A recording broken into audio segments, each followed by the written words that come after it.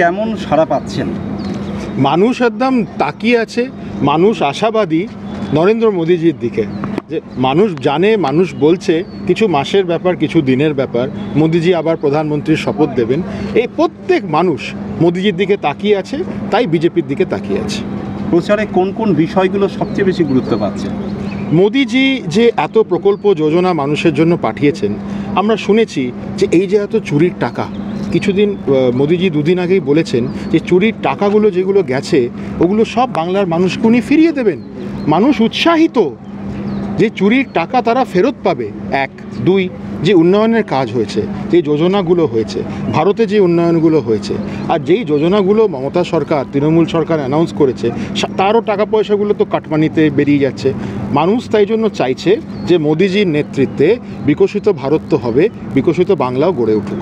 শুরুতেই মেজাজ হারাচ্ছেন আপনার বিরোধী পার্টির যে প্রায় গতকাল দেখলাম আরামবাগে সাংবাদিকদের ওপরে বাদ যাচ্ছে না, তিনি তিনবারের সাংসদ। আপনারা কেন বলছেন সাংবাদিকরা এখন বাদ যাচ্ছে না? সন্দেশখালিতে কি হয়েছিল? মাঝরাত্রিতে যুবক সাংবাদিক ভাতৃপ্রতিম সন্তু পান মাঝরাত্রিরে টেনে হেঁচড়ে টোটোতে তুলে নিয়ে, সেগুলো কি মানুষ ভুলে গেছে? ভুলে গেছেন মহুয়া মৈত্র কী বলেছিল আপনাদের নিয়ে, সাংবাদিক ভাই বোনেদের নিয়ে? 2 পয়সায় বিক্রি হয়ে যায়। এই তো তৃণমূলের কালচার, এটাই তো রিপিট হচ্ছে আবার। আর এটা এখন না, এই ব্যবহার অনেক লোক, অনেক দিন, অনেক তৃণমূলের কার্যকর্তা ওনার কাছ থেকে পেয়েই আসছেন। মানে গতকাল যেটা দেখেছেন কি আপনি? নিশ্চয়ই দেখেছি, টিভিতে আপনাদের মাধ্যমেই দেখেছি। খুবই দুঃখজনক ব্যাপার।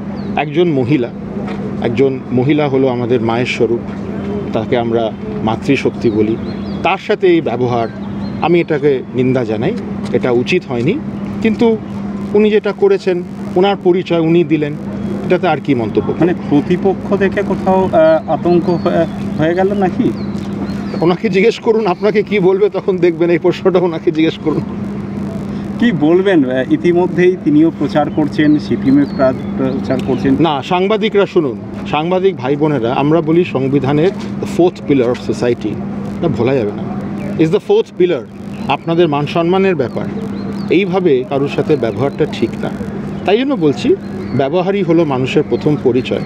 আশা করি আপনাদের মাধ্যমে প্রত্যেকটি মানুষ এই ব্যবহার দেখবে এবং আগামী দিন সঠিক সিদ্ধান্তটা নেবে। আবার আপনার পক্ষেও, আপনার বিপক্ষেও বলছে যে উনি আসেন, বিধানসভায় হেরে চলে গেলেন, তারপর আর দেখা যায় না। কি বলবেন? সেটা কি লোকসভায় কোথাও ওনাকে কিছু তো বলতে হবে, কিছু তো বলতে হবে। একজন সাংবাদিক প্রশ্ন করছে যে ফলাফলের ব্যাপারে, উনি মেজাজ হারিয়ে ফেলছেন, কিছু তো বলতে হবে, তাই ভুল বিভ্রান্তি সরাচ্ছেন। মানুষের আবেগ, মানুষের আওয়াজ ভারতীয় জনতা পার্টির প্রতি মানে বিপুল। তাই জন্য উনি এগুলো বলছেন, বিজেপিকে দেখা যায় না, এই যায় না, এই সব বলেও তো বিজেপি 3টে রাজ্যে কি ফলাফল করলো? 5টা রাজ্যে, ছত্তিশগড়, মধ্যপ্রদেশ, রাজস্থান, বিপুল ভোটে সিঙ্গল লার্জেস্ট পার্টি। এগুলো বলতে দিন, এগুলো বিরোধীদের অপপ্রচার। আপনি স্বীকার করুন আর নাই করুন, আপনি টিকিট ঘোষণা হওয়ার পরে, আপনার নাম ঘোষণার পরেই শ্রীরামপুর জুড়ে শুরু হয়ে গেছে জামাই শ্বশুরের লড়াই। কি বলবেন? আবার বলেছি, আগেও বলেছি, আবার আপনাদের বলছি, সবাইকার অতীত আছে। অতীত ছাড়া বর্তমান নেই, বর্তমান ছাড়া ভবিষ্যৎ নেই। বর্তমান কি? মোদিজির প্রাইম মিনিস্টার হওয়ার অপেক্ষা, ভারতকে বিকশিত করার লড়াই। আমরা বর্তমানে লড়ছি, রাজনৈতিক লড়াই। যারা এইগুলো দিচ্ছে না, তারা ভুল কাজ করছে।